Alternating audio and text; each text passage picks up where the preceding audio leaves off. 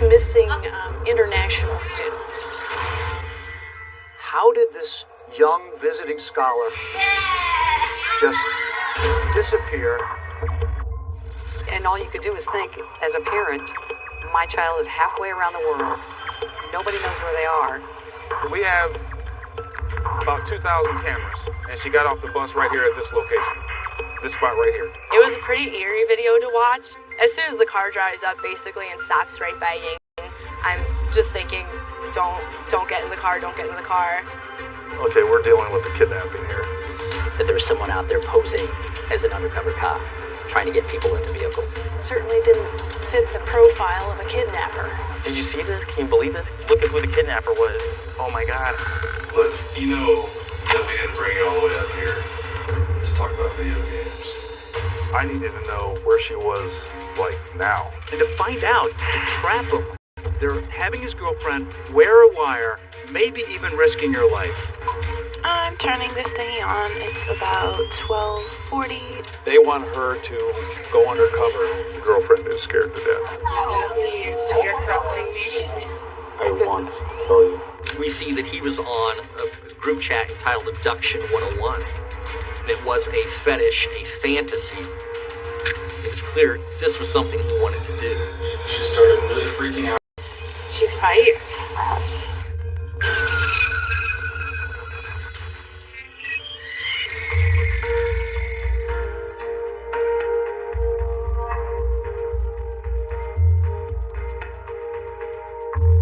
Champaign-Urbana is in the heart of Champaign County. We're a square county right in the middle of east central Illinois. People here are what I would call salt of the earth people. People who, work hard, have strong values. The University of Illinois straddles both cities, Champaign and Urbana. The story itself plays out essentially on the U of I campus from beginning to end. It's a beautiful campus. It's sprawling. YouTube was developed by two of our alums. Soybean was developed as a cash crop here at the University of Illinois. So the ag roots are, no pun intended, very deep. I'm a graduate of the University of Illinois. It has the largest Chinese student population in the country. No other college in the U.S. that has more Chinese students. And now, if you went around campus about this time, I swear to God, you'd think you were in Beijing, because there are so many Asian students. In the spring of 2016, a new person flies from China, joining thousands of other Chinese students, a brilliant visiting scholar. She was 26 years old, and her name is Ying. She was a graduate student from one of the top universities in all of China. She was an academic superstar, and she had a real zest for experiencing all sorts of different things. She travels, she did voluntary work. Ying loves singing, and she and a few friends, they formed a pop group called Cute Horse, and she was the lead singer in that group.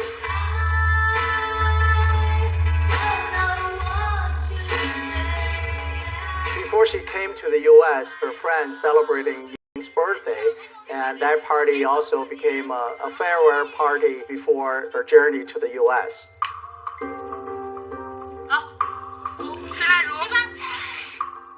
She felt that the University of Illinois here was one of the best places she could go in her field of environmental sciences. To get into a research group here at the University of Illinois, you obviously have to have promise.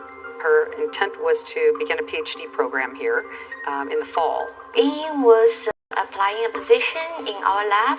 She was really excited about everything. It's a new kind of a new world and a new life open to her. She was so new. She had only been here for a few weeks. And so, she hadn't really had a chance to establish a lot of relationships. She spent lots of her time working or doing research. She also bought a guitar, and she said she didn't have a lot of time to play it, but it just made her feel like she had a friend in her apartment. Friday, June 9th, 2017, just a typical beautiful summer day here. During the summer, campus is a lot more empty while students are home. Ying went to Turner Hall on campus that morning, June 9th. Yeah, it's just a normal day. we kind of cleaned some equipment we have been using. So around noontime, she told me she had an appointment at around 1:30 p.m. to sign an apartment lease. So she was living on the south end of campus, what they call the married student housing complex. She was looking to move to the One North apartments because it would be less expensive.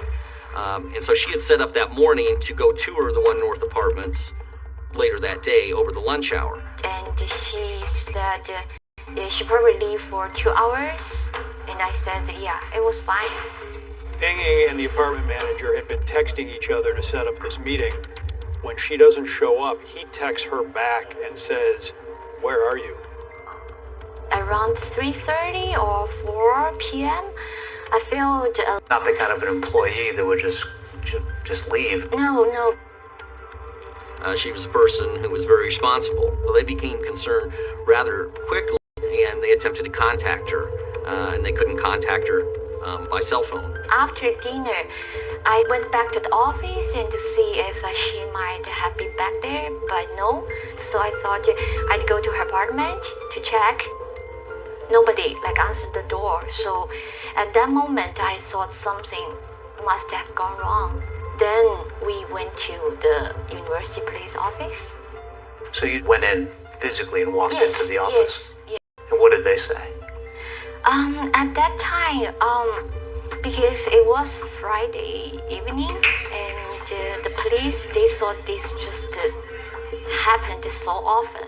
Like students went missing at the weekend and night. We have had missing students in the past, but they're very rare that we don't find them immediately. And then some of her colleagues that are also grad students came in and would literally sit in our front office. Do you think they were just feeling you were not doing enough?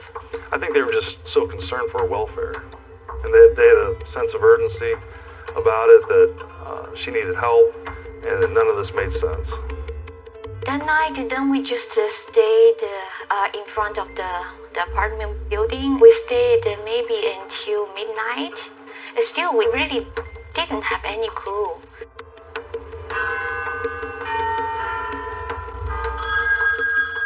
The News Gazette is Mary. The next day, Saturday, June the 10th, I was working here in the newsroom, and the phone rang, and it was a male friend of Ying Ying's, and he told me, we have this missing international student. And I have to admit, I kind of rolled my eyes. As a crime reporter, we get missing persons reports quite a bit, but there was something about the way these people were conveying, we think something's wrong, that made me say, okay, it won't hurt if we run a short story saying that the police are looking for her. There was a determination to find her. There's that determination from campus and from law enforcement. Our officers initially went there. Her apartment was in normal condition, so she didn't pack up her clothes. She didn't have a car, so I assumed that she took a bus. So I basically checked with MTD buses in town here to see if she had got on a bus. That's when they started looking at the cameras, the buses, and to try to figure out her last movements. We have about 2,000 cameras, so that changed everything. There's probably 10 cameras on this bus. When they're there, exterior camera on the outside of the bus captures Ying Ying boarding a city bus at about 1:30 p.m.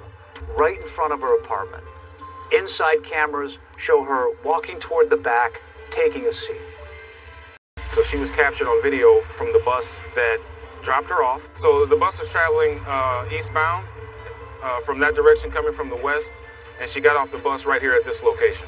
Right, this spot? This spot right here. So what's the next camera that we see? So she got off the bus, came over in this direction, saw another bus head in this direction. I think she was trying to flag it down.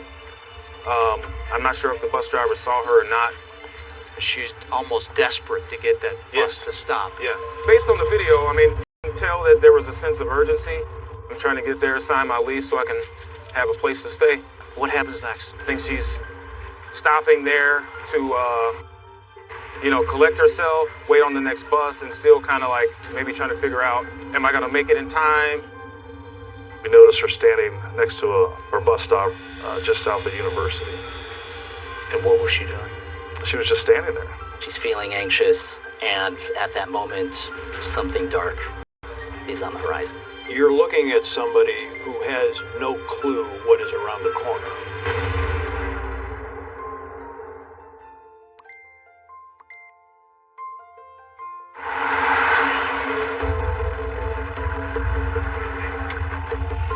Tell me what happened that day out here. Ying Zhang was on her way to an apartment complex to sign a lease. She got on a bus from one of the campus housing facilities. Gets off a bus. She gets off on one side of the street. Her connecting bus is on the other side of the street. She misses it by seconds. The surveillance video shows her running after the bus. After 2 p.m. that she's at the bus stop. Ying is standing on the corner, probably hoping that she can just catch a break. Then they make a critical discovery on a camera at the parking garage, right across the street from where she was waiting for a bus. He had no idea how to find where she went. Until then. Yeah, it was like literally trying to find a needle in a haystack. So here you realize, here's the needle. Here's a needle. The camera captured her standing there. And when we watched that video further, there was a black sedan that drove by her, actually turned in front of her east, circled around the block, and then pulled up next to her and stopped. And it appeared that the driver rolled down the passenger side window, and I saw Ying look inside. It was a pretty eerie video to watch. As soon as the car drives up, basically, and stops right by Ying, I'm just thinking, like, don't get in the car, don't get in the car. Driver for about a minute. And then she eventually got in the car. She opened the passenger side door and got in, and it shut, and then just drove right off the camera. The video footage from that camera dramatically changed the scope of the investigation, because now we didn't just have a missing persons case, now we had a suspect vehicle. She got in the car with a person. Whoever was driving that vehicle knew exactly what happened to her. Once she got in the car, we realized, okay, we're dealing with a kidnapping here. Well, through that video, we were trying to figure out, okay, what kind of car is this? You could not see from the distance. It got too pixelated as you came in close. You could not get a view of the driver, could not get a view of the license plate, and so the FBI got involved. That vehicle is a very unique vehicle. It was identified as a Saturn Astra. It was only produced for a very short time frame and imported into the United States. It's a Saturn Astra, which is a very rare vehicle. If it was a Honda Accord, Toyota Camry, in Champaign County, I would imagine there's probably thousands of common vehicles. This car, I believe there was only 58 in the state. There was nothing more important than determining who owned the car, whether they could make any identification of the driver, and then go talk to that person.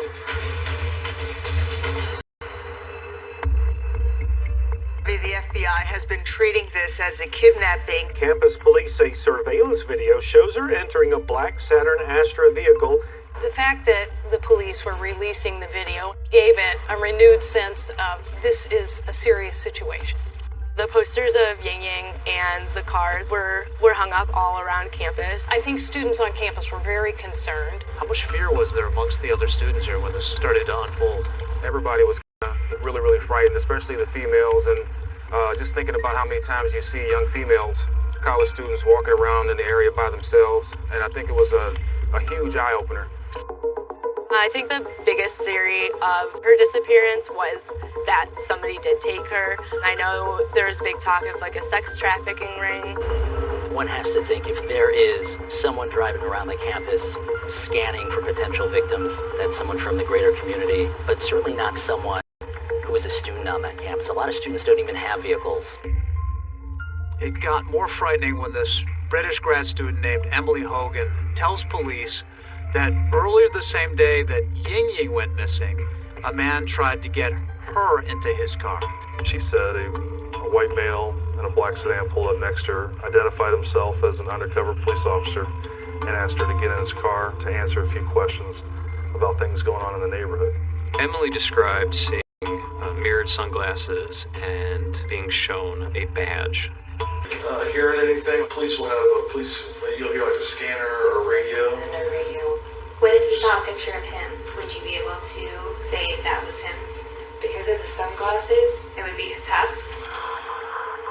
Emily Hogan is so rattled that she posts about the encounter on Facebook. This is hours before Ying Ying's kidnapping, she warns people don't get in a car, even if they say they are police or have a badge. If Ying Ying had just seen that post, perhaps she might never have gotten picked up. It was just scary to know that somebody was out there just driving around wanting to pick up women. 您正在收看的是新闻直播间。美国联邦调查局在公告中说，警方已经找到了那辆带走张莹莹的黑色轿车，但没有。Across the ocean in China, that video of Ying Ying getting into that black Saturn is seen on Chinese media. One of the people watching that was someone very, very close to Ying Ying, her serious boyfriend, Xiaodin Ho. I saw that videos. I don't know what happened after she get into the car, and I also have some bad feelings. What days went by, nothing happened. Yeah, nothing happened, and we decided to go to the United States and to look for her by ourselves. Ying Ying's boyfriend and her family wanted to do something that the FBI could not do. Just find out for themselves exactly what happened to her. They saw a girl in a small town. An Asian girl just looked like Ying. So you rushed right down. Oh yeah, when they said the girl was her. Some of them even said definitely it is her.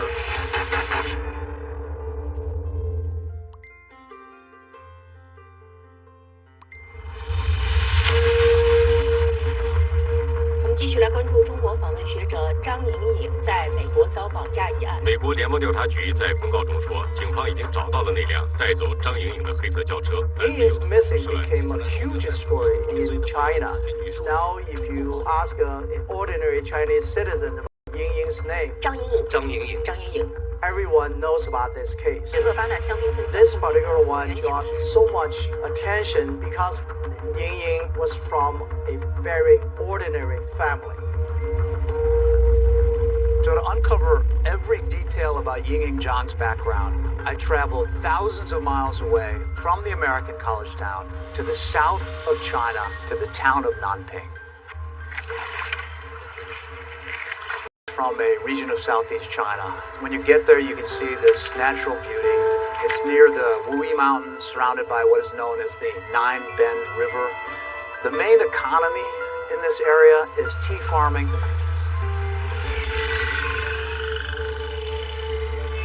Ying Ying's hometown of Nanping is one of the poorer cities in the country. When I got there, the people were so nice. The family welcomed me. When I came to their apartment, it was very modest. There was no heating. So when I sat down to interview them, we actually had to wear our coats. Moment in June 2017. What did you hear first? That she was missing? 那时候老爸是在开货车，因为我们就马上赶回来了。那时候听到消息的时候，感觉整个人就懵懵的，反正就好好的，莫名其妙的就这样。但是想真正的找不到，我真的是挺不住我的女儿，我不会没有啦。这是莹莹，对，她几岁？几岁？大概是念中还是小学？ The family does not come with great means. The father was a driver for a small company. Mom never really got any education. She does not read and write, so she basically is a homemaker. Ying Ying has a younger brother, dropped out of school when he was middle school age, and he's learning to be a cook. Was she the smartest one in the school? 是，她工作能力的什么东西都。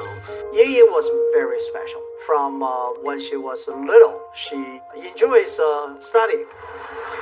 She was a best student in every school she went to.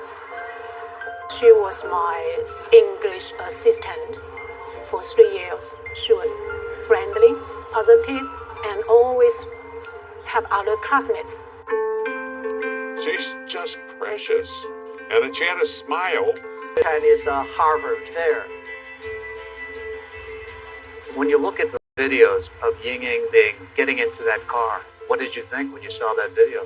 On one hand, I think Ying will be found soon because it will be not difficult for them to locate the car and locate Ying.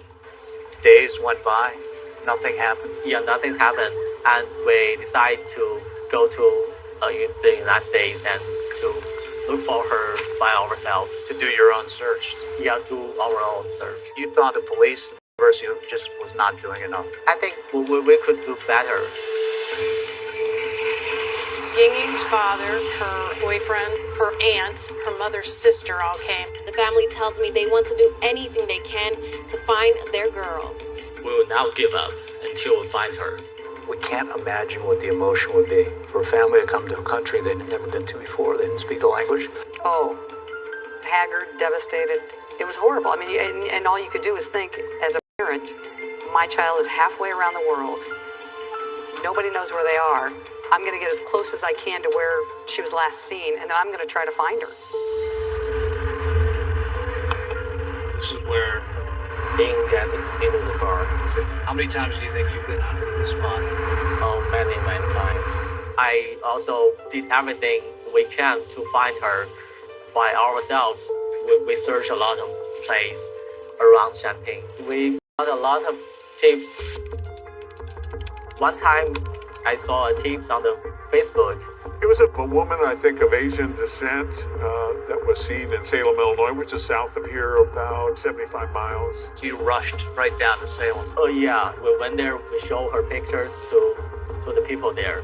They said the girl was her. Some of them even said definitely it is her. The family contacted the Salem Police Department, which offered to check surveillance video from street cameras to see if the girl in question was actually Ying-Ying. They have checked the videos, but unfortunately, that girl was not Ying. You saw the video of who that girl was? We saw the video. She did not look like Ying-Ying at all? From the back, it looks like Ying, but from the front, that was not Ying. Your hopes, and then suddenly disappeared. Oh, yeah. But this kind of thing happened several times.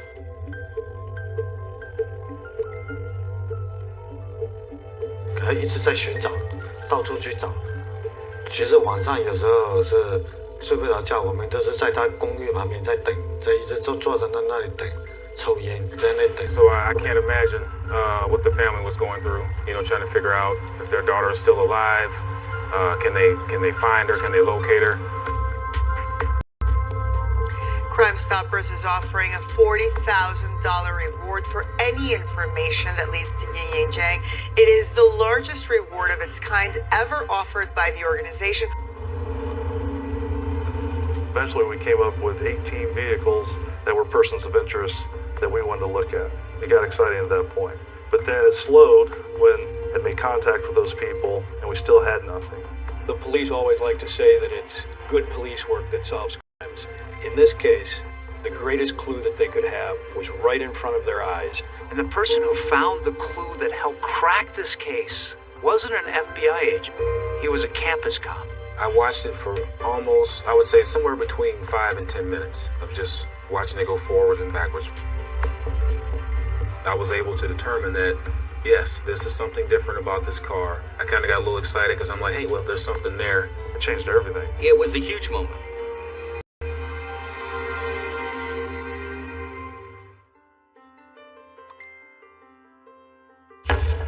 26-year-old Ying-Ying Zhang disappeared June 9th. Campus police say surveillance video shows her entering a black Saturn Astra vehicle in Urbana that afternoon.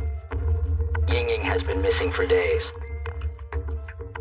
The police and FBI agents are working 20-hour days because they know that they're up against the clock. They know that with each passing hour, with each passing day, the chances of finding Ying-Ying diminish. We're working 24/7.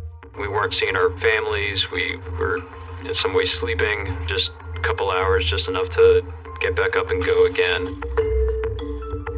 All attention came onto that black Saturn Astra. What's the license plate? Who's driving the vehicle? The video was very grainy. Got too pixelated as you came in close. You could not get a view of the driver, could not get a of the license plate. I wanted this young lady to be found. There were some detectives looking at video footage, so I went in and I asked, is there anything I can do to help? And what are you guys looking for? He said, we're trying to figure out if we can, enhance this and see the license plate. On June 14th, I reviewed the video. It was from this camera angle. It's on the Electrical and Computer Engineering building, and the black vehicle is actually traveling northbound. I started watching the wheels. I noticed that there was something missing here, a defect. There was a dark spot that was missing from the right passenger front hubcap. And then going through, doing my checks, I was able to determine that, yes, this is something different about this car. So no one else had seen that before you did? Yeah. And then I kind of got a little excited because I'm like, hey, well, there's something there. Sergeant Carter, everybody knows that he's a car guy, and he has a real close attention to detail on everything. And I didn't see it, but he did. It was a huge moment. That information comes back to the FBI that there's a piece missing from that front right hubcap. You could also see that the vehicle had a large sunroof, which was not observable in some of the other camera footage. An FBI agent, he goes through his notes and he realizes the first guy we interviewed, his car had a sunroof. When they initially interviewed him, he was calm, did not appear to be nervous. He said that he was home all day playing video games. An FBI agent noted, well, he had a sunroof on his car. I sent him back out there with a team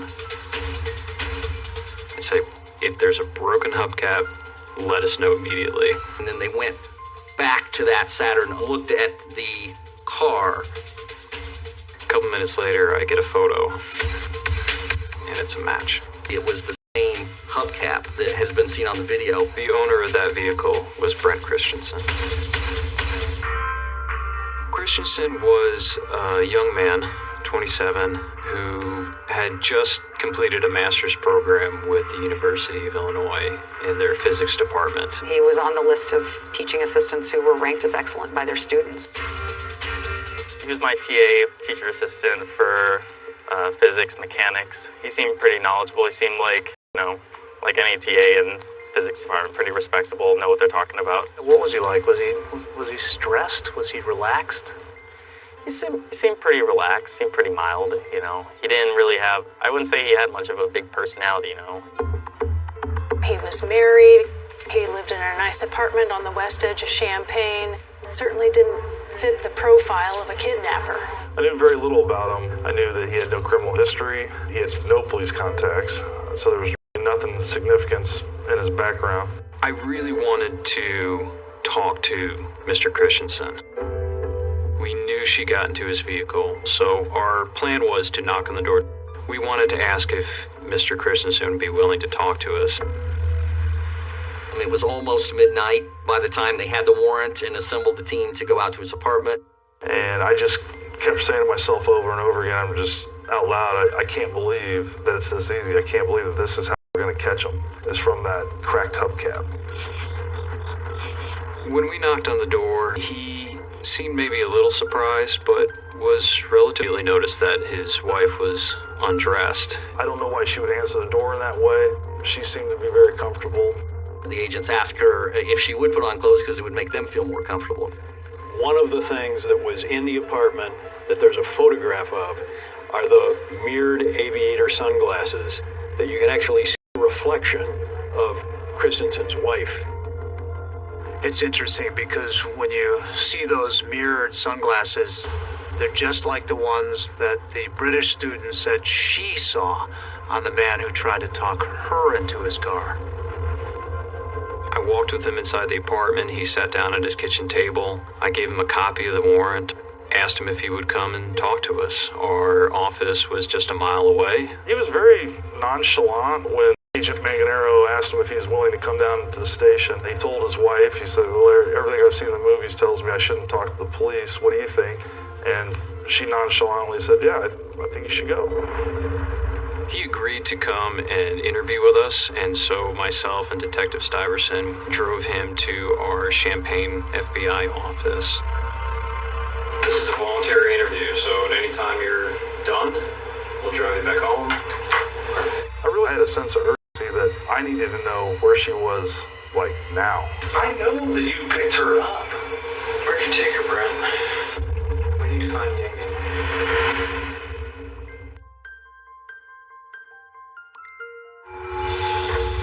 It was close to midnight. Mr. Christensen agreed to come and interview with myself and Detective Stuyvesant with the university police. And we left his apartment and drove back to the FBI headquarters. Did he look like he was worried? He was very calm. My name is Anthony Mangadero, especially with the FBI. I'm assigned here in Champaign. And then this is Eric? Yeah, Detective Eric Stuyvesant. Detective with University Police, okay. We are investigating the disappearance of Miss Ying. I'm willing to answer questions and some questions. Obviously, I don't know. Yeah. One of the things I like to do when I start an interview is just have the person tell their story, or in this case, retell his story that he had prior told to agents. Do you remember what you told him?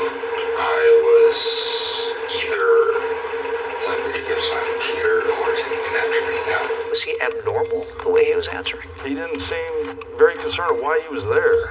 Most people in that situation might be like, you know, why are you pulling me out of bed at this time in the morning? Why are we here? And he never really asked. He just kind of wanted to see what we were going to ask him. Almost like he felt that he was interviewing you. In a way. Why am I under suspicion? Is it just my car, or is there anything else? I mean, that's, you know, a large portion. I mean, it is a very unique car. Detective Stuyvesant and I hadn't interviewed together before. We were very comfortable with doing it together. We pretty quickly and easily evolved into a softer approach for myself. What'd you graduate in? Master's in Physics. Wow, that's way smarter than me. And a bit more confrontational approach with Detective Stuyvesant. Look, you know that we didn't bring you all the way up here to talk about video games and what you had for lunch that day. Yeah. Why do you think that we brought you up here? Because the car I own was seen picking up a girl that's missing. Boy, I was really going after him, and it was because I had a sense of urgency that I needed to know where she was, like, now. I really pressed him about the video. Yeah, you're a student here at the U of I. What do we have everywhere? On my cameras, Brent, cameras. We have cameras everywhere. We control kiosks at bus stops. We can look in buses. We can look in every building out on the streets. And you're telling me that I didn't see you driving your car on Goodwin.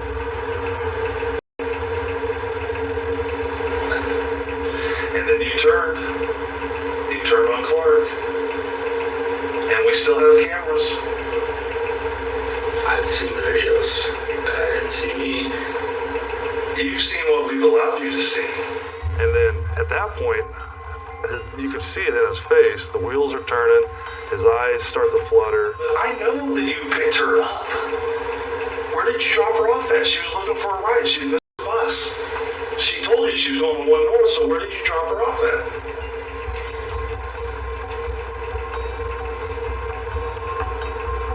There is a lengthy period of silence. Mr. Christensen starts to physically react to that confrontation when he realizes he's at odds with his story. He's almost hyperventilating, like somebody's having a panic attack. And at one point he looks over to Tony. Mr. Christensen even looks at me, almost wanting help, almost wanting an out. And I remember just staring back at him because I wanted the answer as well. I wasn't there to give him an out. You're my days next time then. Okay. I thought I drove around on Saturday. I did pick a girl up. I don't remember where. Okay. Person in his car earlier in that day. He had gone from that cool, calm, confident to nervous. I saw her picture. I don't think it was her though. And seemed to desperately be looking for an answer to give that would explain why she got into his car. Do you remember the girl's name that you picked up? No, she was talking very broken English. Okay. Tell us about what happened. What time of day was that?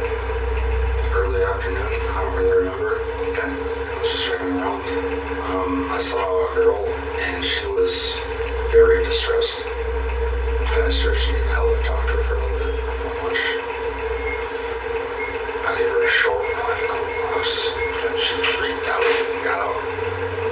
That's all over that. He says, "Oh, I did pick up an Asian female," and then the information that he provided pretty much narrowed it down to it was Ying. You had no doubt at that moment? No doubt in my mind at that point. I knew that he was our guy, that it was not only his car, but he was the driver. Christensen was our guy. But we still didn't know where Ying was. We still didn't know what happened to Ying. So where did you drop her off at?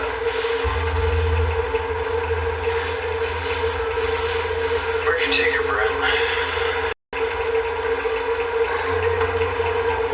We need to find Ying.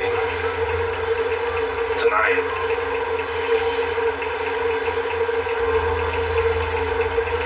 I think it's time that I stop answering questions. I know this little advice is to get a lawyer before you answer anything, and I think I've tried to help enough. I knew we had the guy. What I struggled with was being able to prove it. He was arrested for making a false statement to the FBI. He was detained for about 24 hours, but ultimately the U.S. Attorney's Office decided to not prosecute. We didn't want to hold him in custody because we thought that by releasing him, we would have the opportunity to find him. The authorities are trying to find her if she's still alive. They have a secret game plan. They are going to have somebody very close to Christensen go undercover and help them solve the case. I know everything. Well, I know way more than everyone outside of, the FBI and the police. I want to tell you. I do want to.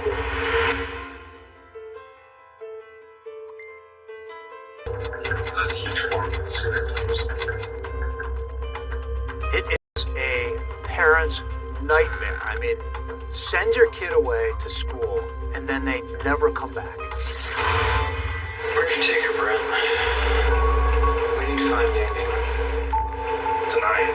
Can you believe this? Can you believe this? That's Brent. That's our TA. I'm just absolutely blown away. They ask Christensen's girlfriend to wear a wire for them. They want her to go undercover. That's fine, Ying. During the entire walk, Tara was recording everything that he was saying.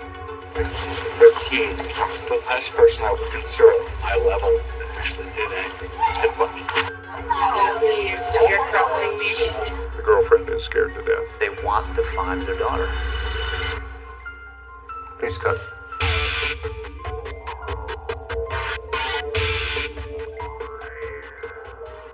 She disappeared at the University of Illinois and still has not been found.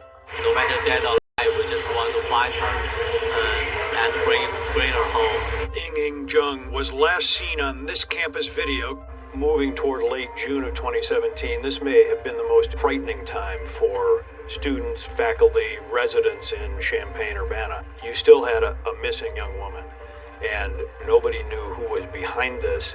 There's this image of a black car that's been put out in the media. People on campus are wondering, is there a kidnapper out there? Are you going to strike again? I'm willing to answer questions and some questions. What the public doesn't know at this point is that authorities have tracked that vehicle to the owner, a U of I physics grad student named Brent Christensen. Initially, Christensen said he never left the apartment on June 9th, that he was sleeping and playing video games. I did pick a girl up. But in that interrogation, he admits that he picked someone up. And oh, by the way, that person he picked up matches almost to a T. Ying Ying. I did a short medical. She freaked out and got out. We knew Christensen was our guy. We still didn't know where Ying was. We still didn't know what happened to Ying. We thought that by releasing him, we would have the opportunity to find Ying. The suspect in this case was not at all some nefarious person from the outside looking in. He's the kind of guy you'd want to bring home to mom and dad. I think it took a lot of people by surprise because he was a PhD candidate. It didn't I guess, fit what would be considered a normal profile. So there was really nothing significant in his background. And I knew that he was from Wisconsin. Brent Christensen was born in 1989 in Stevens Point, Wisconsin. Point, which is a population of about 26,000 people here in Wisconsin. You can't get a town any different than Nanping, where we met the family of Ying Ying. When people talk about Stevens Point, the first thing that usually pops up is the Point Brewery. We have our own symphony orchestra, 3 different playhouses. It's not quite Norman Rockwell, but it is. People come here and they raise their families, and nobody feels unsafe. This is the neighborhood where Brent grew up. Certainly middle class. That's where Brent grew up. They were very nice, very friendly. They kept their yards up, their house up. The kids were very, very mindful. Mom and Dad worked real hard. Mike was a carpenter. He also had a vending route that he ran, and the guy was always working hard. What about Mom? She was a little bit more friendly, a little bit more outgoing, okay, and very hardworking. This is Brent eating again. It's still his birthday. He's 1 year old today. Typical brothers, Matt was always picking on Brent. Brent wouldn't fight back, and I had to warn my older boy, watch out, he's getting bigger. What's the history of Brent? Typical kid, really. Highly intelligent. Was able to teach him early on, before kindergarten, how to read, write, math, no problem.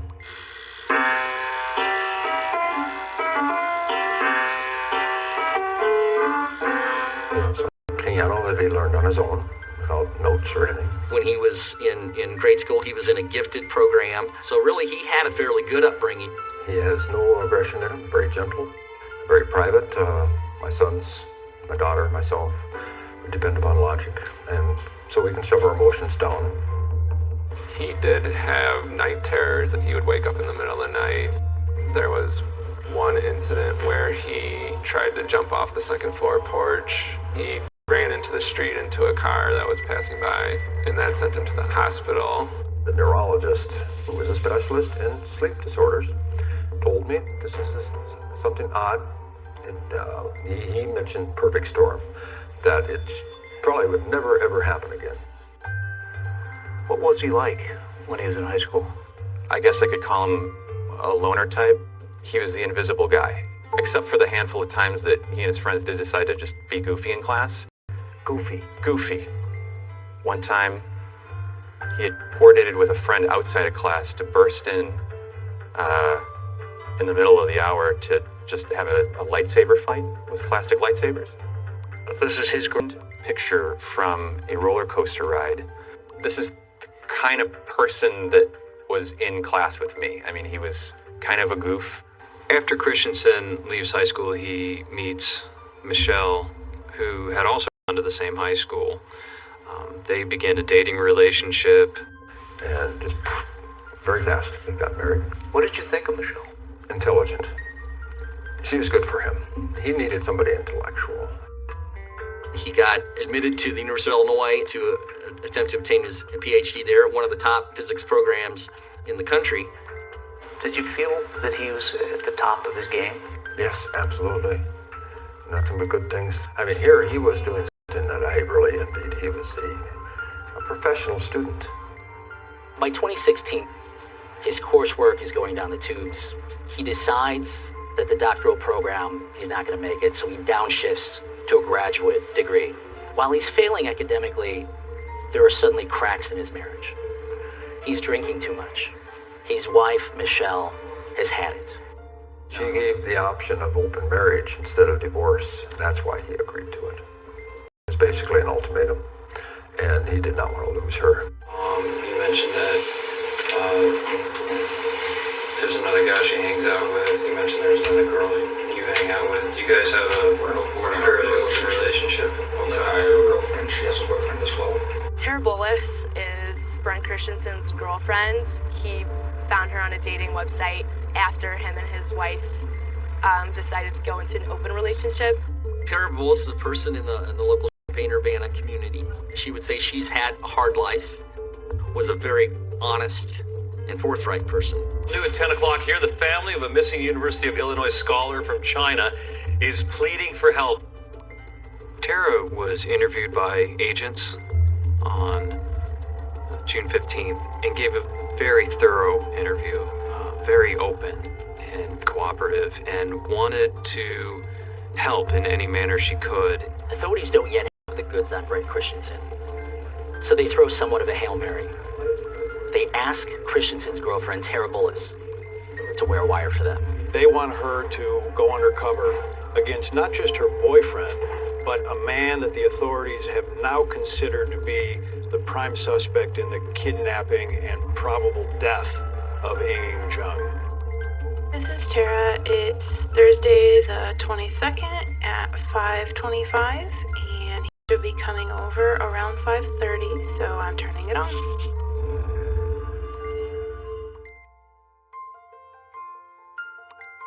A visiting scholar from China who disappeared from campus.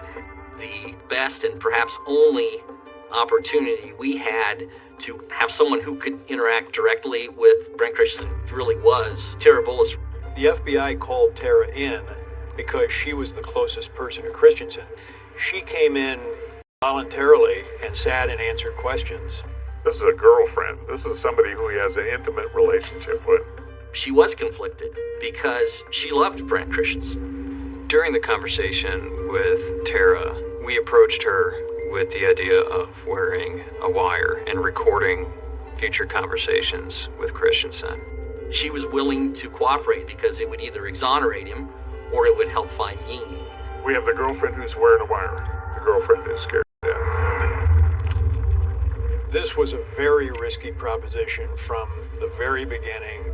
If he were to determine that she's also involved in this at this point, in a private moment, in their bedroom, in a car, he very easily could have taken her out.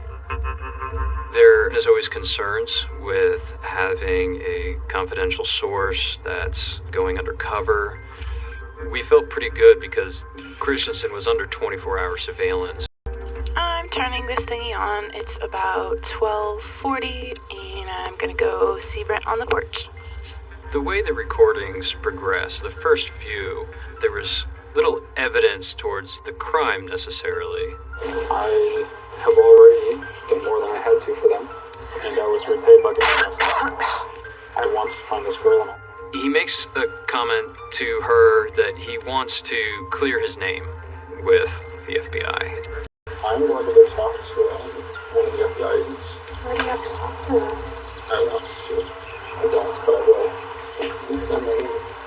So 8 days after Ying's disappearance, Christensen voluntarily goes back into that FBI office. Good to see you again. He gives a very similar story about how he had just mixed up his days and how he just wanted to help this woman. She started really freaking out. She was grabbing at her hair. Where am I? Where are you? All that kind of stuff. And I stopped. I didn't want a crazy girl in my car. Yeah. You remember where she got out? I remember it was a residential area. Would you maybe be willing after this to hop in a car with us and sort of take us through the area if that kind of refreshes your recollection? I can try. So he agreed to go out with them and drive around the area north of where he had picked her up to try to identify a specific location where he had let her out of his car. He basically took him on a wild goose chase. I think he went in with the intention of trying to clear his name. He was more of a suspect after the interview on the 17th. After the second interview with Brent Christensen, the FBI let it be known publicly that they had his car. They found that black Saturn, but won't say where it was found or who it belongs to. That must have been a key moment in his mind. If he had any thoughts that he was going to control this situation, they went out the window at that point. That's weird. Why would they release that, So they kept the info because they didn't want the real culprits to know of their progress in the case. For instance, they knew it had nothing to do with me, at least I assume they do by now. The undercover tapes have really gone nowhere initially. He doesn't say anything incriminating, and then all of a sudden, there is an event that will change the direction of the case.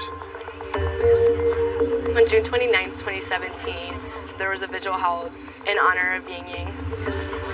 This event was established to try to bring more awareness, to try to help find her. Brent Christensen was still in contact with Tara Bullis, and that morning he texted her and told her that he wanted to go to the memorial walk. He showed up at a vigil for the woman he was accused of kidnapping. It's 6:46 on Thursday, June 29th. We're at the benefit for the walk, and Brent has a thing of alcohol, and he is drinking while he's here. That's fine, yeah. That's fine, yeah. That's fine, yeah.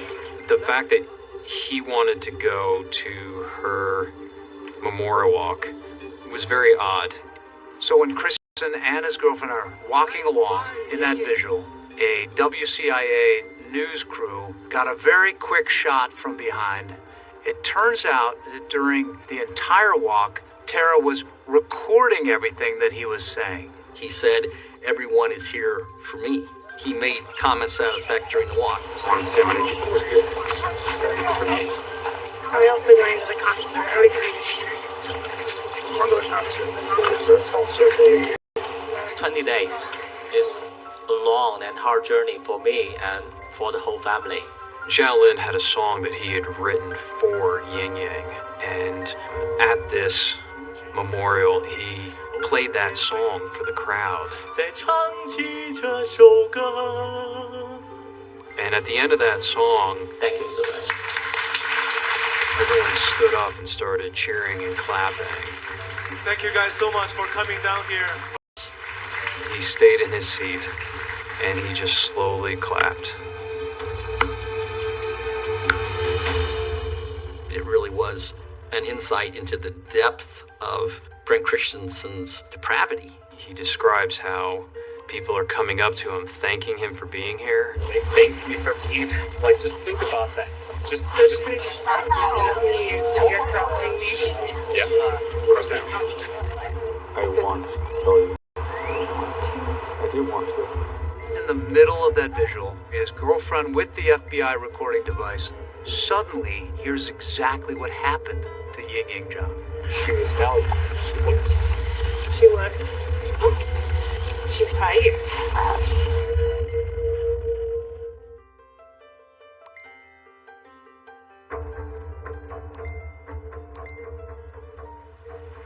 I remember getting home that night. I couldn't sleep. Close to midnight, my phone rings. And it's my supervisor. And he goes, "Tara's here. We're listening to the recording." And Christensen admits on the recording that he killed Ying Ying. You know what you know what happened.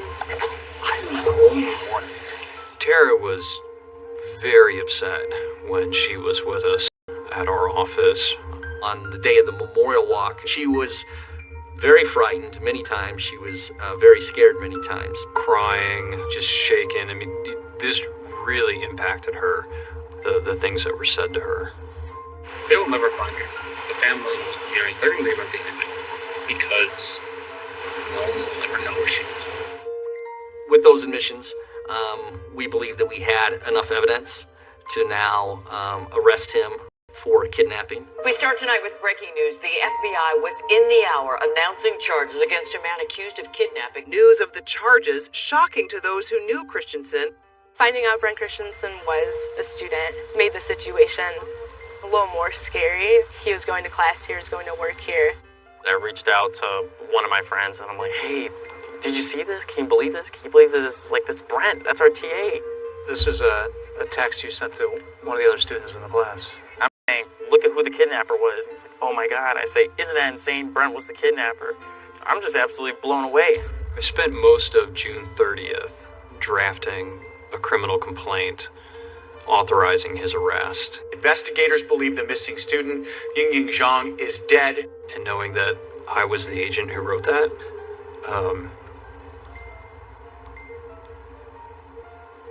I had to then go and be with her family. So, sorry.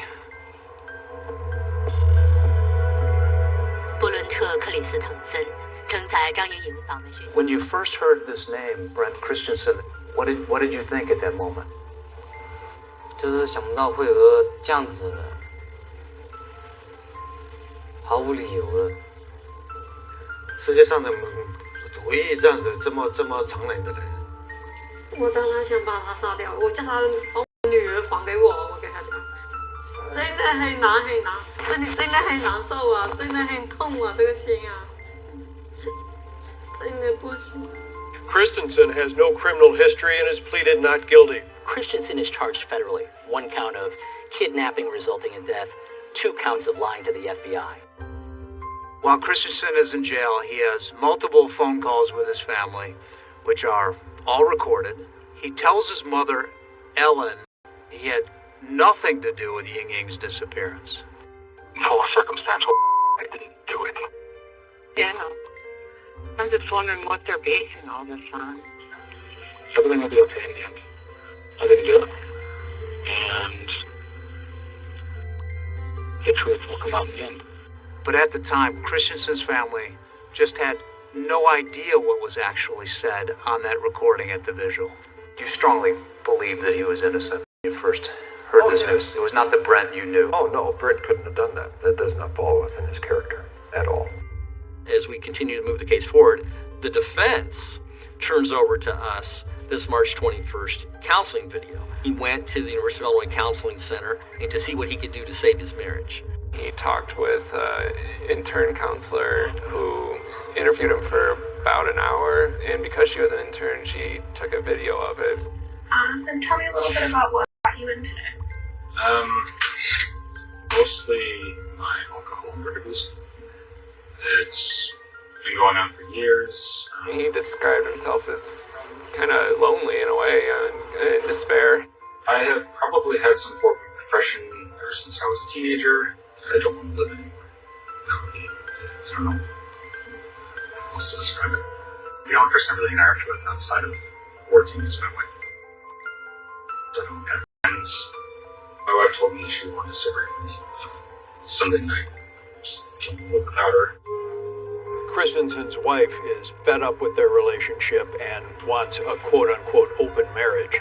Christensen meets Tara Bullis, and then what happens next leads to a new direct fold.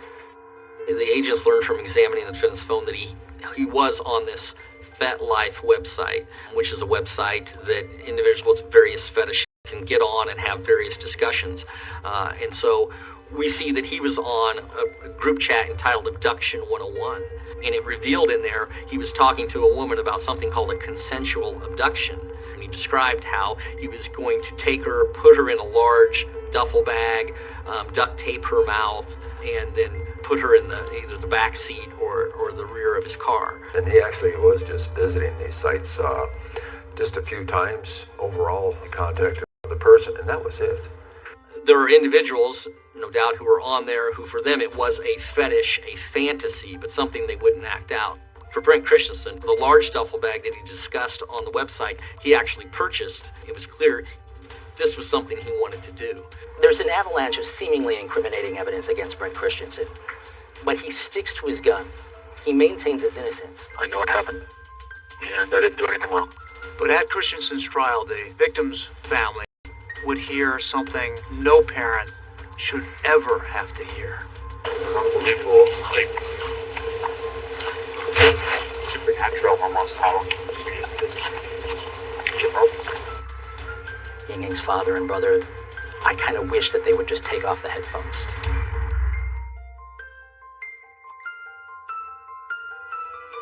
The government is seeking the federal death penalty in a state where capital punishment has been abolished. This is a federal capital case, and that's extremely rare to begin with. The death penalty at a state level was abolished years earlier, but the prosecutors wanted to put Christensen on death row. It's a cavernous courtroom. Brent Christensen is sitting at the defense table, facing the jury. Ying Ying's family is sitting in the front left side of the gallery, in Christensen's field of vision. They were very solemn and stoic, and yes, they could look at him, but he I don't think would ever try and make eye contact with them. During the opening statement, a simple phrase that I repeated several times was, he kidnapped her, he murdered her, he covered up his crime. Prosecution's star witness, Christensen's girlfriend, Terrible's. Oh, that's it. Terrible's arrives to court, flanked by FBI agents. He didn't want to look at her at all. There was an opportunity when she would sail right past him, and he would still keep his eyes down. She testifies to the relationship that they had. The prosecution takes her through the relationship, through her decision to wear a wire for the FBI. Terrible's, she's a hero in the case. I believe that she did an incredible job testifying. I mean, you can imagine how hard that was for her during cross-examination, as the defense asked her numerous questions and attacked her. They said when he started dating Tara, that's when he linked sex and violence in his mind. And maybe that's what propelled him to go farther down this path. Maybe she was the catalyst that made him think about these things. Any claim that Terrible's led him to do this is preposterous. The evidence shows that he was already making these plans long before he met Terrible's. Her testimony was crucial, but it was what she did, recording conversations surreptitiously of Christensen, that became the cornerstone of the case. Why I want to talk about it. It's hard to hold in. I don't want to talk about this so much. The jury is hearing these details. They're wearing headphones. There's a transcript playing in the courtroom of the recording. I'm sitting behind Ying's father and brother who are listening on headphones to a translation of the recording. I tried to show them. I couldn't believe it. Like, she's black. It was unbelievable. Like, I couldn't believe it. That she's black. So I carried her. It's not that though. Right the bat. I hit her on the head as hard as I could. And it broke her head open. It's chilling that a human being, first of all, could do what he said he did to another human being. But even more chilling that he could describe what he did with such pleasure. He ultimately says to Tara on that recording that he decapitated Ying. So I took her head off. That was the end of it, right? She was done. Ying's father and brother, I kind of wish that they would just take off the headphones. But they didn't. They absorbed every single word. And it was heartbreaking to witness. But what was on that tape just got even more horrific. Recorded evidence that Christensen may not have killed just one person, but many people. 13. We're thinking he just admitted to being a serial killer.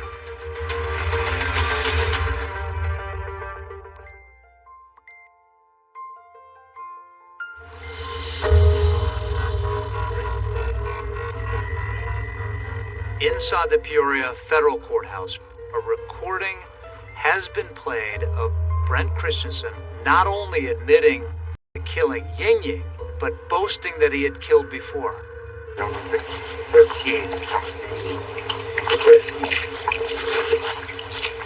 After that, since I was 19, the last person I would consider at my level that actually did anything headbutt me. Either you have a bona fide serial killer and you better find his other victims, or he's just following a path of lies and deceit. When we heard that, we took that very seriously. So the FBI ran down all the leads they could, looked back at the places that he had lived, looked for missing persons at those locations. Ultimately, we could not find any other victims. That's not saying that there aren't any, but we've never been able to find any other victims. The defense early on admitted that Christensen had kidnapped and killed Ying Ying, but they said because he lied about killing those 12 other victims, you can't believe myself. You were furious when this death penalty did not happen. Yeah, very frustrated, very disappointed. You would like to kill him? Yes, if I have a chance. 全世界最邪惡的一個人，沒有一定說後悔了或者還。Justice to Ying Ying's family is the death penalty for Brent Christensen. They leave disappointed. But there's something else that comes out in court that outrages them. And it has to do with his visit to the U of I Counseling Center. When Christensen went to the counseling center 11 weeks before he kidnapped Ying Ying, he was required to fill out this intake form. One of the questions is, have you had homicidal or suicidal thoughts? And he checked the box, yes. The counselor intern asked him for a little bit more information about that. You also mentioned thoughts of hurting others, thoughts of harming others. Yeah. A few months ago, I happened upon just a huge form of serial killers. When I started looking into these people, horrible they were, I just got so stupidity in my head. I think I know how to do it. Just finding it. Christensen talks about how he bought items that could be used in the disposal of the body. Did you ever purchase anything related to the plans? Then he said, but I'm not having these thoughts anymore. I'm done with these thoughts. But obviously he wasn't done with those thoughts. The intern did flag Christensen's case, and 2 specialized university counselors met with him. They offered Christensen different treatment options, including a follow-up visit, but he never showed up. It certainly raises questions about whether or not somebody should have done something more with this information. Could they have prevented this murder if they had just gone public with this information? But I think they can do something to stop the whole case, but they didn't. So, in my view, they do have some responsibility. That's a huge red flag. I'm angry that it could have been prevented, that it wasn't necessary. Just 11 weeks prior to Ying Ying's disappearance, Brent had sought counseling with the school. Yeah, I can't talk about anything that's an aspect of the case. I'm sorry. I know it's a sensitive one, but that's all. That's really all I can say about it. Yeah. You can't talk about that at all? Yeah, sorry. Yeah. I don't think they can deny liability, the counseling center and their staff. That's why we employees of the counseling center. The counselors are trying to dismiss the suit, saying that their actions did not put Ying Ying in danger. The university recently sent us a statement saying it will defend the social workers named in the civil suit and that it's confident they followed best practices in mental health care.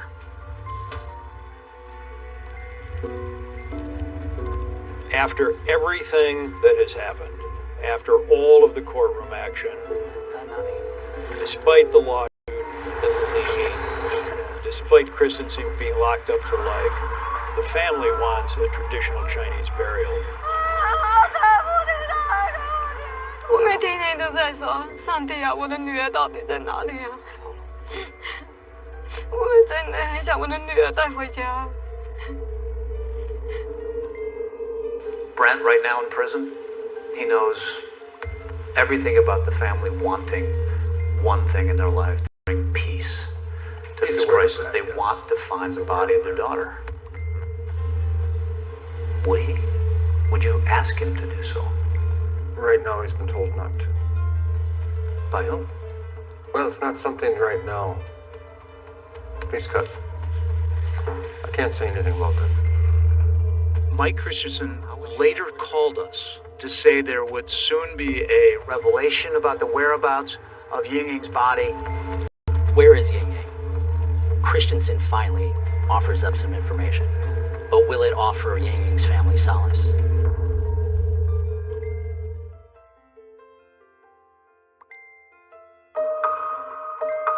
The trial is over, but the sense of this case being over isn't. Pretty much everybody is still just kind of wondering, where is Ying Ying? Ying Ying's family and boyfriend were told about what he did with Ying Ying's remains. Before the trial, Christensen's attorneys went to the government and told them exactly where Christensen said he had put Ying Ying's body.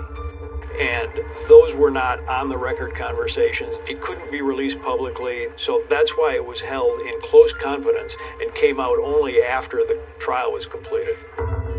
After killing Ying Ying Zhang on June 9, 2017, he placed her bodily remains in 3 separate garbage bags. The next day, June 10, 2017, he placed those garbage bags in the dumpster immediately outside his apartment building. The hauler would take it to the landfill in Danville. The landfill says that the area is probably... It was almost 18 months after she would have been placed in the landfill. There's 30 feet of fill on top of the area where the trash would have been dumped at the time.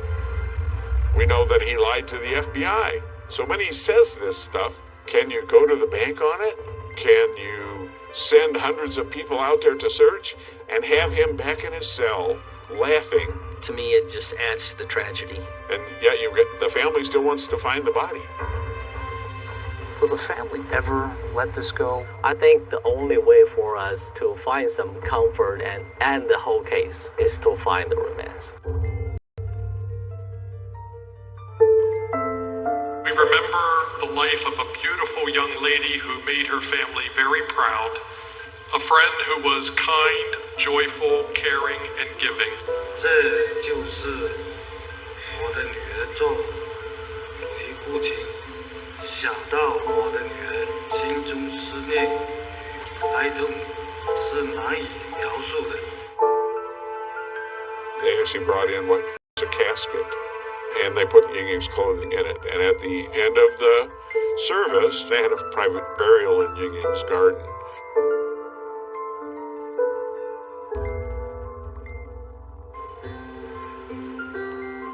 Ying's family went back to China, but without Ying Ying's body, and that's never going to be a closure for Ying Ying's mother and father. 他一般锁掉，一般都是我会上来。 Is it difficult for you to look through these pictures now? 我都不敢看那个照片。 And Xiaolin lost the only woman that he wanted to spend the rest of his life with. You asked her to marry you. Yeah, we plan to get married in the October of 2017. So you wrote a song for her? Yeah, the name of the song is Angel. Even right now, I still feel she's an angel surrounding me. 你是爱人间的天使，哼唱着最动人的故事。 The university's police did a search after Ying Ying's missing, and they found a diary. Most part in the book is written in Chinese, but the very last line was in English. Ying Ying wrote, "Life is too short to be ordinary."